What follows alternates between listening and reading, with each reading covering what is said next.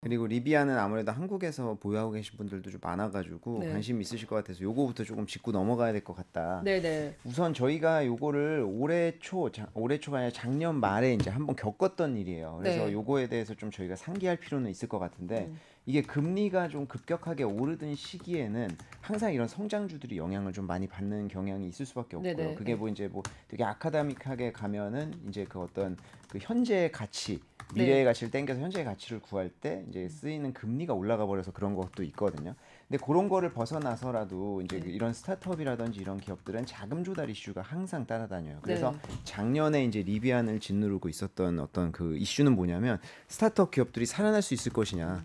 이 지금 금리 고금리 시기, 그리고 이제 경기 네. 침체 온다고 하는데 이런 전기차 기업들 살아나지 못할 것 같다. 그래서 그 당시에 전기차 기업도 주가 많이 빠지기도 했었고요. 네. 그게 이제 조금 안정이 되면서 올해 많이 올라온 케이스인데, 그게 지금 금리가 최근에 이제 뭐 10년물 국채금리라든지 국채금리들이 급격하게 오르고 있잖아요. 시장금리가. 네. 그러면서 그 영향을 지금 네. 받는 거다 이렇게 보면 되는데, 네. 여기에서 이제 영향을 계속 받고는 있었지만 최근에 이제 그 스타트업 기업들의 CB 발행이 굉장히 이슈가 되고 있어요. 네. 왜냐하면 이제 그 경기 침체라든지 이런 시기에 자금 조달을 한다는 것 자체가 외관적으로 봤을 때 자금이 좀 부족한가라는 것들에 대해서 이제 의구심을 받을 수도 있고요. 물론 네. 지금 현금 보유량이 많지만 이거 작년에도 그랬어요. 작년에 리비안도 그렇고요, 루시드도 그렇고 우리 1년 정도 생존할 수 있는 그 현금 다 있어요라고 해가지고 현금 보유량 보여주고 했는데도, 네. 야, 그 정도 갖고 못 믿겠다, 뭐 이렇게 네. 해가지고 주가 많이 넘어지고 했었는데, 지금 같은 경우에 이제 올해 3월에 리비안이 CB 발행을 13억 달러 정도 했었고요. 그리고 이제 그 이후에도 루시드도 했었고 뭐 니오라든지 뭐 이제 그 유수의 어떤 전기 자동차들은 다 채권 발행을 했거든요. 네. 근데 요번에 이제 리비안 같은 경우에도 15억 달러 정도 한다고 하니까 네. 이게 녹색 채권이에요. 그래서 뭐 지속 가능한 사업에 투자할 거고, 그래서 이제 금리를 조금 낮게 하겠습니다라고 하지만 지금 시장의 금리가 엄청나게 올라가 버렸잖아요. 네. 그러면 채권 금리는 당연히 높게 발행이 될 네. 수밖에 없거든요. 네. 그럼 이게 15억이면 2조 원 가까이 되는 그렇죠. 돈인데, 여기에 대해서 고금리에 결국에는 또 영향을 받을 것이구나. 이게 이제 우려가 크게 가장 네. 작용을 한다라고 볼 수 있을 것 같습니다. 그래서 지금 이제 금리 인상이나 이런 것들 앞에서 많은 분들께서 이야기를 해주셨겠지만, 앞으로 뭐 7% 단위 열려 있다라는 얘기도 있고 여러 가지가 있지만, 지금 중로는 이제 거의 끝에 다다랐다 뭐 이런 것들이잖아요. 그래서 네. 지금이 어찌 보면은 이런 그 고성장 기업들, 이 기업들에 대한 마지막 어떤 시험대가 아닐까 좀 이렇게 판단이 되고 있고요. 네. 그래서 이게 작년에 있었던 일들을 한번 이제 되짚어 보면서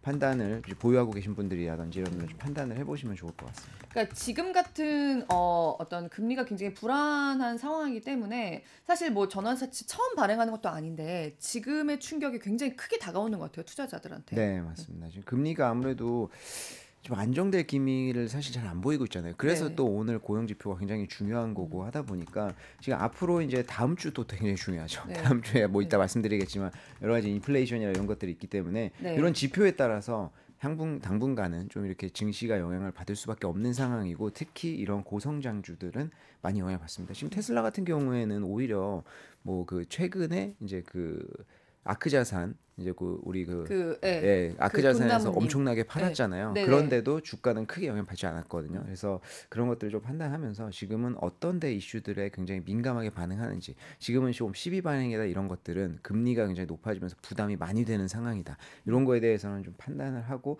그 이후에 올해 상반기에는 좀 어땠는가, 이것도 저희가 좀 생각해 볼 필요는 있을 것 같습니다.